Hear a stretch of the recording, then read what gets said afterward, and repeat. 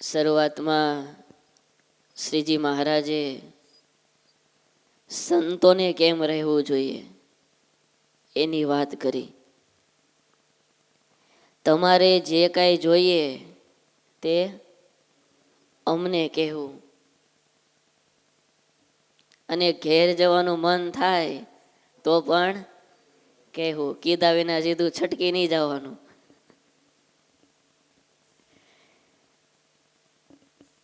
જ્યારે કોઈ પણ વ્યક્તિ ભગવાનના શરણે આવે, ભગવાનની ભક્તિ કરવાનો પ્રારંભ કરે,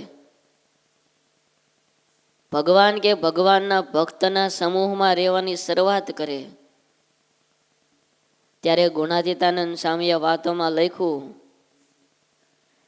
કોઈ પણ જીવ જ્યારે સત્સંગ કરે છે તો એ ઇન્દ્રિયો, અંતઃકરણ એમને ગમતો નથી. અને માયા તો પેટ કૂટે છે, જે મારા હાથથી ગયો, મારા હાથથી ગયો. એટલે જગતમાં જ્યારે રહેતા હોય ત્યારે તો માયાનું બળ હોય, પણ એ જગતમાં રહેતા રહેતા જેવા એ સત્સંગમાં પ્રવેશ કરે છે, ભગવાનની ભક્તિમાં પ્રવેશ કરે છે, ત્યારે એનું બળ વધી જાય છે. ત્યારે માયા વધારે બળ કરે છે, કારણ કે ધીરે ધીરે ભગવાનની નજીક ગયો ને. એટલે નાના નાના એ પ્રલોભનો આપે કે હજી જો મારા કવરમાં થઈ જાય. અને દરેકને ભાઈ ઈચ્છા તો હોય ને, મેરી ટોળી જિંદાબાદ. મારી ટોળીમાંથી કોઈ સભ્ય ઓછો ન થવો જોઈએ. આ ચૂંટણી આવે ત્યારે એકાદો ધારાસભ્ય કે ઓલો સભ્ય એકાદો પક્ષ પલટો કરે તો એને મનાવવા માટે શક્ય એટલા પ્રયાસો કરે કે એ સભ્ય અમારા પક્ષમાં પાછો આવી જાય. પૈસાની લાલચો આપે, બીજી ત્રીજી ઘણી બધી લાલચો આપે. એ માયા છે એ પણ એવી લાલચો આપે છે. સાચો અને પાક્કો ભક્ત હોય કેવો? એક તો સાચો હોય, સત્યને આચરનારો હોય. જે આપણા ઉપનિષદો એવું કહે કે અસતોમાં સદગમય, કે હે ભગવાન અમને અસત તરફ ન લઈ જાઓ. અસતોમાં સદગમય, અમે સત્યનું આચરણ કરીએ, અમે સત્યના માર્ગ પર ચાલીએ. તો એ સત્યના માર્ગ ઉપર જ્યારે ચાલે છે ત્યારે અસત્ય રૂપ એવી જે માયા છે એને વિઘ્ન કરે છે. અને એ વિઘ્ન એ ભગવાનના ભક્તને ન આવે એટલા માટે શ્રીજી મહારાજ એમને બળ મળી રહે એટલે આ બધી વાતો કરે છે. ઘણા ભક્તોને, ઘણા વ્યક્તિ એવા હોય કે એને આખું વરસ શરદી રહેતી હોય, અથવા તો શ્વાસનો પ્રોબ્લેમ હોય, સીડી ચડે, દોડે કે અચાનક શ્વાસ ચડવા લાગે ગમે ત્યારે. કોઈ ધૂળ ઉડતી હોય એવા વાતાવરણમાં રહે તો શ્વાસ ચડે. તો એ ઉનાળામાં તો શ્વાસ ચડતો હોય, પણ શિયાળો ને ચોમાસું આવે ને ત્યારે એને વિશેષ તકેદારી રાખવી પડે, કારણ કે શિયાળામાં ઠંડુ વાતાવરણ હોય એટલે ત્યારે પણ શ્વાસ ચડવાનો પ્રોબ્લેમ વધારે રહે. અને ચોમાસાની તો વાત જ ન થાય. ભેજવાળું વાતાવરણ હોય, ઠંડુ વાતાવરણ હોય, એટલે ત્યારે પણ શ્વાસ ચડવાનો પ્રોબ્લેમ રહે. ઉનાળામાં ઓછો વાંધો આવે, ઉનાળામાં ઓછો વાંધો આવે. એમ ઉનાળો છે ને જગત છે, ઉનાળો છે એ જગત છે. એમાંય શ્વાસ તો ચડે પણ માપે માપે ચડે. ઉનાળામાં શું હોય? ગરમી હોય. બીજું શું હોય? બહાર નીકળે તો લૂ વાતી હોય, ક્યાંય ગમે નહીં. અને નો કાંઈ ખેતી થાય એક બાજરી સિવાય. નો તમે કપાસ વાવી શકો, નો માંડવી વાવી શકો. વાવો ખરા પણ જેવો જોઈએ એવો પાક થાય નહીં. ટૂંકમાં ઉનાળામાં છે ને બાજરીને કેરી સિવાય કાંઈ ન થાય. બાજરીને કેરી સિવાય, એક ખાલી બાજરીને કેરી માટે ગરમી કેટલી સહન કરવાની, એમ જગતમાં એવું જ છે. એક કેરી ને બાજરી, ઉનાળામાં ગરમી હોય ને, પણ એ જ્યારે ભગવાન તરફ આવે એટલે શિયાળો ને ચોમાસું માયાનું બળ વધે, અને માયા છે એમને ખેંચવા માટે પ્રયત્ન કરે. એટલા માટે જો મહારાજે કીધું કે કોઈને પણ એવો સંકલ્પ થાય, કારણ કે દેશ પ્રદેશમાં વિચરણ કરતા હોય, ક્યારેક દેશ, કાળ, ક્રિયા 8 પ્રકારના બતાવ્યા છે. એમાંથી કોઈ પણ જો એને લાગુ પડી જાય અને નબળા હોય, ઘણા અમુક પ્રકારના રોગો હોય, શરદી હોય, પોલિયો હોય, તાવ હોય. ઘણી વખત પરિવારમાં 3-4 જણા સાથે રહેતા હોય તો 3 જણાને શરદી થાય અથવા તો તાવ આવે, પણ 1 જણાને વાંધો ન આવે. એનું કારણ શું? એક સરખું જ જમે છે, એક સરખું વાતાવરણ છે, પણ જેને શરદી નથી થઈ એમનામાં રોગ પ્રતિકારક શક્તિ વધારે છે, એટલે એમને રોગ લાગુ પડતો નથી. એમ આખો સમુદાય આખો વિચરણ કરતો હોય, પણ જેની શક્તિ ડાઉન પડે એને માયા પાછી ખેંચી જાય. એટલે મહારાજ કહે તમારે જે કંઈ વસ્તુ પદાર્થ જોઈએ, ઘણીવાર સંતો વિચરણ કરતા હોય, કોઈક નાની મોટી વસ્તુની જરૂર પડે તો ઘણીવાર સીધી હરિભક્તોને વાત કરતા હોય. આજે તો સારું છે, આજે તો ઘણા બધા હરિભક્તો થઈ ગયા અને હરિભક્તો પણ સુખિયા છે, એટલે સંતો જે કે એ લાવીને આપે. પણ એ વખતે જ્યારે નંદ સંતો ગામડે વિચરણ કરતા ત્યારે ખૂબ જ વિકટ પરિસ્થિતિ હોય.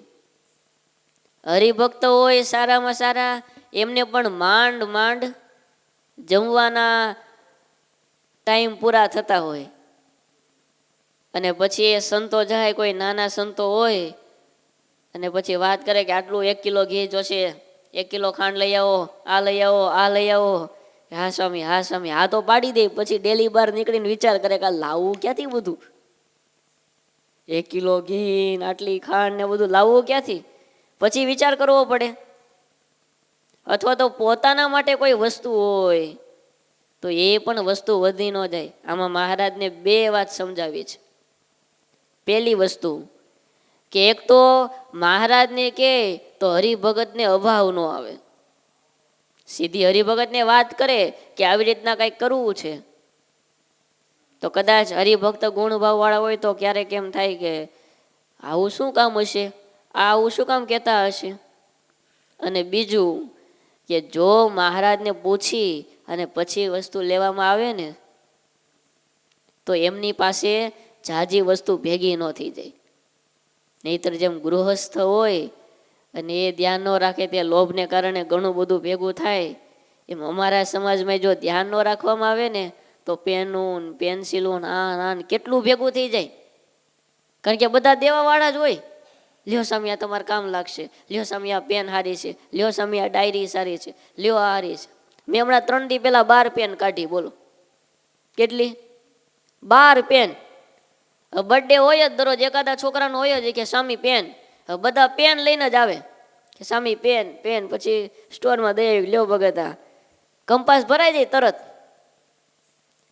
હારી પેન દેખાય, સ્વામી તમે કથા કરો છો ને, લ્યો આ પેન તમારે કથા લખવામાં કામ લાગશે. કોઈ કે આ ડાયરી લ્યો. ધ્યાન ન રાખવામાં આવે તો આખો કબાટ ભરાઈ જાય. હો પછી આપણે ઘણીવાર સંતો પ્રસંગ કહેતા હોય છે ને, જુનાગઢ એક જૂની પેઢીના સાધુ હશે અને જૂના માણસો છે ને એ પરિસ્થિતિમાંથી પસાર થયા હોય, એટલે એમનો સેજ આમ ચીકણો તો ન કહેવાય પણ કરકસર વાળો સ્વભાવ. એટલે કોઈ પણ વસ્તુ બગડતી હોય, લાઇટ ચાલુ રહી જાય, પંખા ચાલુ રહી જાય, કે ક્યાંક વધારે પૈસા વપરાતા હોય, કે કંઈક જમવાનું બને હોય ને એ કદાચ પડ્યું રહે તો એનાથી જોવાય નહીં, એ દુખી થઈ જાય. એમ કે અમારી વખતે કોઈ દી અમને દૂધપાક મળતો નહીં, તમે આ અડધો પોણો લીટર દૂધપાક જવા દો, આ બગડી ગયો, પેલાને આપી દેવો પડ્યો. એટલે એ સહન ન કરી શકે, કરકસર વાળો સ્વભાવ હોય. એટલે જૂની પેઢીના જુનાગઢમાં એ સંત હતા, તો એમણે આજે કઈ માચીસ હોય ને, માચીસથી સળગાવતા હોય, તો એ સળગાવેલી દીવાસળી બધા પોતપોતાની રીતે ચૂલા ગરમ પાણી કરતા હોય, રસોઈયું કરતા હોય, તો એ જે દીવાસળી સળગાવીને નાખી હોય એ સ્વામી બધી દીવાસળી ભેગી કરી લે.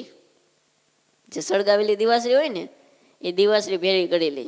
અને માચીસ હોય, માચીસનું ખાલી બોક્સ, એ બોક્સ પણ લઈ લે. પછી હાયલા જતા હોય ને કે રસ્તામાં લીરા દેખાય, ક્યાંક કપડાં પડ્યા હોય તો એ લઈ લે. અને એમ કરતા કરતા આખો પટારો ભરાઈ ગયો. વિચાર તો કરો કેટલું ભેગું કર્યું હશે. જોકે હેતુ તો એવો જ હશે કે ભાઈ આ પડ્યું હોય તો ક્યારેક ચોમાસામાં લાકડા ન મળે અથવા તો ભેજવાળા થઈ ગયા હોય તો કામમાં લાગે, એટલા માટે ભેળું કરતા હશે. પણ એની પણ શ્રીજી મહારાજે ના પાડી છે. ધામમાં ગયા પછી પટારો ખોલ્યો તો આખો પટારો નાના નાના લીરાન દિવાશ્રી માચીસ એનાથી ભળેલો નીકળ્યો. મહારાજે લખ્યું કે ભગવાનના સંત હોય એને તો ભગવાનના ભરોસે જીવવાનું હોય, એમને ક્યારેય પણ કોઈ વસ્તુ ભેળી કરવી નહીં.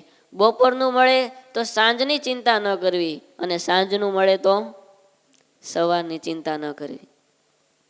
આગળ મહારાજે લખ્યું કે સંતો હોય એમણે જોડમાં રહેવું, રાજા થઈને રહેવું નહીં. એ શું છે રાજા થઈને રહેવું નહીં?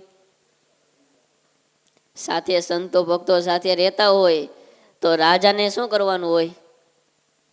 આદેશ કરવાનો હોય, ઓર્ડર કરવાના હોય કે હાલો ભાઈ તમે આ કરો, અહીંયા તમે જાઓ, આ કરો, આ કરો. એટલે મહારાજ કે સંતો કે ભક્તોના સમૂહમાં રહેતા હોઈએ તો રાજા થવું નહીં, પણ સેવક થવું. કારણ કે રાજા થાય તો એક તો પેલા એ ઓર્ડર કરે, બધાને આજ્ઞા કરવા મળે, તમે આમ કરો, તમે આમ કરો, આમ કરો. હવે સમુદાયમાં રહેનારા તમામ વ્યક્તિ એવા ન હોય કે એને સ્વીકારે. કારણ કે કોઈ વ્યક્તિ કોઈ પણ રીતે એ 100% પરફેક્ટ હોય નહીં. એટલે અમુક ટકા વ્યક્તિ હોય એ નેગેટિવ જ જોતા હોય કે અમને વાત કરે છે કે તમે આમ કરો, પણ એમના જીવનમાં છે એ પોતે તો કરતા નથી ને અમને કહે છે કે તમે અહીંયા કથા કરી આવો ને, તમે આમ કરો ને, તમે આમ કરો ને, તમે આમ કરો ને. ઘણી વખત હરિભક્તો ભેગા થયા હોય કે સંતો ભેગા થયા હોય તો મનાય નહીં. એટલે મહારાજ કે રાજા થવું નહીં, અને બીજું કે એમને જે સંતોની સેવા અને ભક્તિ છે એનો લાભ મળે નહીં. આ સત્સંગમાં જેટલા આપણે સેવક થઈએ, જેટલા નિર્માની બનીએ ને, એટલો જ શ્રીજી મહારાજ અને મોટા સંતોનો રાજીપો આપણને મળતો હોય છે. એટલે સંતો ઘણી વાર દ્રષ્ટાંત દેતા હોય ને કે ઘંટ હોય એ મોટો હોય તો ક્યાં ટીંગાડે? મંદિરની બહાર દરવાજા પાસે ટીંગાડે. અને ઘંટડી હોય એ નાની હોય તો એ ઠાકોરજી સુધી પહોંચી જાય. એવા જે નિર્માની ભક્તો હોય, સેવક ભક્તો હોય, એ જ શ્રીજી મહારાજના હૃદય સુધી પહોંચે છે. અને નિર્માની પણ એટલે ખાલી દેહે કરીને નમતું રહેવું એવું નથી, પણ ક્યારેય પણ નાની સેવા કરીએ. આપણે ઘણીવાર એવું સમજતા હોઈએ કે નિર્માની પણ એટલે શું, તો કે સંતો જે કે એ સાંભળી લેવું, અને નાનામાં નાની સેવા કરવી એટલે નિર્માનીપણું. એ તો નિર્માનીપણું છે, પણ ક્યારેક આપણો વાંક ન હોય, આપણી ભૂલ ન હોય, અને છતાં પણ કોઈ સંતો આપણને યાદી આપે કે ટકોર કરે ને, અને ત્યારે ખમી લેવું, એ સાચું નિર્માનીપણું છે. આ તો આખું સ્થૂળ શરીર છે. જે કચરા વાળવાની સેવા કરવી કે નાની મોટી સેવા કરવી એ તો બધી સ્થૂળ ક્રિયાઓ છે, એ તો સેવા ભાવમાં આવે છે. પણ નિર્માનીપણું શું છે, તો કે માન રહિતનું જીવન, એ નિર્માનીપણું આવ્યું. અને મનનું દાયરું મૂકવું એટલે મેરુ પર્વત ખસેડવા જેવું અઘરું કામ છે. ત્યારે સત્સંગમાં રહેતા હોઈએ ત્યારે ગમે એવી પરિસ્થિતિ આવે તો પણ એ ખમી ખાવું, એમાં કોઈ પ્રકારનો અભાવ કે કોઈ પ્રકારની તિરસ્કારની ભાવના ન થાય, એ ખરા અર્થમાં નિર્માનીપણું છે. સ્થૂળ શરીરને સાઈડમાં રાખીને સૂક્ષ્મ અને કારણ શરીર, એ બે શરીરમાં જે વિચાર આવે છે ત્યાં જો માનને જીતવામાં આવે ને તો એ સાચું નિર્માનીપણું આવ્યું કહેવાય. અને ત્યારે શ્રીજી મહારાજ પણ સત્સંગમાં જોઈએ તો જેવા સેવક ભક્તો હતા ને એમના ઉપર ખૂબ રાજી થતા. જે તકની સેવા ઝડપી લે, નિર્માનીપણે પોતાની માન મોટપ મૂકી અને ભગવાનની ભક્તિ કે સેવામાં જોડાય તો એમની ઉપર મહારાજ રાજી થાય. અદ્ભુતાનંદ સ્વામીએ વાતોમાં એક પ્રસંગ લખ્યો છે કે એકવાર સાંજનો સમય અને શ્રીજી મહારાજ દાદા ખાચરના દરબારગઢમાં વિરાજમાન હતા. સંતો ભક્તો સાથે બેઠેલા, અને ત્યારે શ્રીજી મહારાજે પ્રાર્થનાની વાત કરી. એમાં થયેલું એવું કે સાંજનો સમય ને આરતી સ્તુતિને પ્રાર્થના થાય, પણ અમુક ભક્તો હશે એ પ્રાર્થના તો કરતા હશે પણ કદાચ ત્યાં હાજર નહીં હોય. ઘણીવાર આપણે આરતીમાં પ્રાર્થનામાં ઘણીવાર ક્યાંક બહાર લટાર મારવા માટે નીકળી જઈએ, એટલે હાજર નહીં હોય. એટલે મહારાજે વાત કરી કે જ્યારે ભગવાન કે ભગવાનના સંતની આગળ જઈએ ત્યારે તમામ સંકલ્પો મૂકી અને 100% એમાં પ્રીતિ કરવાનો પ્રયત્ન કરવો. કારણ કે આખા દિવસમાં આપણે 20 થી 25 મિનિટ ભગવાન કે ભગવાનના સંતોના યોગમાં આવવાના હોઈએ, અને એમાંય જો આપણે જગત યાદ કરીએ, અને પછી કદાચ મહારાજે એમ કીધું હશે કે ભગવાન પાસે આવો અને સંતોની પાસે આવો અને જગત યાદ કરવું હોય તો છૂટી, પણ ભગવાનની ભક્તિ કરતા કરતા જેમ જગતને યાદ કરો છો એમ જગતના કામ કરતા કરતા પણ જો ભગવાન યાદ આવી જતા હોય તો પછી આરતીમાં બીજું યાદ કરવું. અને તમે જો આ કેવું આશ્ચર્ય છે, આપણે આરતીમાં બેઠા હોઈએ કે મોટા સંતોની કથામાં બેઠા હોઈએ તો તરત આપણું મન જગતમાં જાય છે, પણ જગતમાં કામ કરતા હોઈએ ત્યારે આપણું મન ભગવાન તરફ આવે છે, ત્યારે અચાનક મહારાજ યાદ આવે છે, ત્યારે મોટા સ્વામી યાદ આવે છે. જ્યાં સુધી યોગમાં છીએ ત્યાં સુધી તો આપણને યાદ આવે છે, પણ ત્યાં ગયા પછી ત્યારે મહારાજ કે ભગવાનના ભક્તને એ પ્રાર્થના કરવી તો એ મન ઇન્દ્રિયો અંતઃકરણને સ્થિર કરી અને ભગવાનમાં જોડી દેવા. અને પ્રાર્થના છે ને બહુ જબરજસ્ત શક્તિશાળી છે. સાચા ભાવથી ભગવાનના ભક્તને કે ભગવાનના સંત કે ભગવાન આગળ જો પ્રાર્થના કરવામાં આવે ને તો અધ્યાત્મ માર્ગે ભગવાનના ભક્તને આવનારા વિઘ્નો એ કોઈ એવું મોટું વિઘ્ન નથી કે વિઘ્ન દૂર ન થાય. પણ પ્રાર્થના કેવી રીતે કરવી? પ્રાર્થના કેવી રીતે કરવી? ગોપાળાનંદ સ્વામીએ ગુણાતીતાનંદ સ્વામીને પૂછ્યું છે, નિષ્કુળાનંદ સ્વામીએ ગુણાતીતાનંદ સ્વામીને પૂછ્યું છે કે સ્વામી પ્રાર્થનાનો આટલો બધો મહિમા છે તો પ્રાર્થના કેવી રીતે કરવી? કેવી રીતે કરવી જોઈએ? બે હાથ જોડી આંખો બંધ કરીને એ તો કરીએ જ છીએ, પણ ત્યારે ગુણાતીતાનંદ સ્વામીએ નિષ્કુળાનંદ સ્વામીને કીધું કે ભગવાનની આગળ પ્રાર્થના કરવાની થાય ત્યારે દીન થઈને પ્રાર્થના કરવી. એક જ વાક્ય કીધું સ્વામીએ. કેવી રીતે? દીન થઈને. ગમે એવા કરોડપતિ હોઈએ, ગમે તેટલા ગુણ હોય, પણ એ ભગવાનની આગળ તો ઝીરો છે. ભગવાનની પાસે જ્યારે જઈએ ત્યારે ગુણાતીતાનંદ સ્વામી નિષ્કુળાનંદ સ્વામી પ્રાર્થના કરતા જ હશે, પણ નિષ્કુળાનંદ સ્વામી બધા ભક્તોને ખ્યાલ આવે એટલે ગુણાતીતાનંદ સ્વામીને પૂછ્યું કે સ્વામી પ્રાર્થના કેવી રીતે કરવી? તો સ્વામી કે પ્રાર્થના તો દીન થઈને કરવી. મારી પાસે કોઈ જ વસ્તુ નથી, હું ગરીબ છું, મને કશું જ આવડતું નથી. દાસના દાસ થઈ અને ભગવાનની પાસે પ્રાર્થના કરવી. પણ પછી ગુણાતીતાનંદ સ્વામી બોલ્યા હો ધીમે રહીને કે દીન થવું ઘણું કઠણ છે. દીન થવું ભગવાનની પાસે એ દીન થવું. અને આમ તો એવું લખ્યું કે પાણીની વરાળ ક્યારે થાય? સોળે પહોંચે ત્યારે ને. એમ પ્રાર્થના છે ની પરાકાષ્ઠા ક્યારે? તો કે પ્રાર્થના કરતા કરતા આંખોમાંથી આંસુ ન પડે ત્યાં સુધી તમારી પ્રાર્થના 90% ને વટી નથી. પ્રાર્થના કરતા કરતા મહારાજના દર્શન કરતા કરતા આંખોમાંથી હરખના યા તો વિરહના એ આંસુ પડવા મળે ત્યારે સમજવું કે સાચી ભક્તિ છે. અને એ ભાવથી જો પ્રાર્થના થાય ને, ગઈકાલે ત્યાં રામપુરા મંદિર ગયેલા સ્વામી ઘણીવાર યાદ કરે છે રમણીક ભગતને. એ રમણીક ભગતે વાત કરેલી કે સ્વામી હમણાં 2 દિવસ પહેલા, એટલે શરૂઆત એને એવી કરી કે સ્વામી તમને કોઈ એમ કહે ને કે મારે ભગવાનના દર્શન કરવા છે, કોઈ એમ કહે ને કે મારે ભગવાનના સ્વરૂપનો સ્વાદ લેવો છે, તો એને કહેજો કે વંદુના પાઠ ચાલુ કરી દે. તમારે લેવો છે? સ્વાદ લેવો છે? પાઠ ચાલુ કરી દેવાના. કે સ્વામી કોઈ એમ કે મારે ભગવાનના સ્વરૂપને ચાખવું છે, મારે ભગવાનનો મહિમા જાણવો છે, વંદુના પાઠ ચાલુ કરી દેવા. કીર્તન સ્વામીએ પૂછ્યું, ભગત કેટલા પાઠ કરો છો? તો કે સ્વામી સવારથી લઈ સાંજ સુધીમાં 225 વંદુના પાઠ કરું છું. 225 વંદુના પાઠ. આ કેટલું અઘરું છે. હજી જનમંગલ થઈ જાય તો વંદુના પાઠ 225 કરવા, અને પાછા ફટાફટ નહીં. વંદુ સહજાનંદ સ્વરૂપ અનુપમ સાર ને રે લોલ, જેને બધા છૂટે પણ ધમ ધમાટી હેલું જતું એમ નહીં, લાંબા ઢાળે. વંદુ સહજાનંદ રસ રૂપ અનુપમ સાર ને રે લોલ, જેને ભજતા છૂટે ફંદ. આવી રીતે ધીમે ધીમે 225 પાઠ.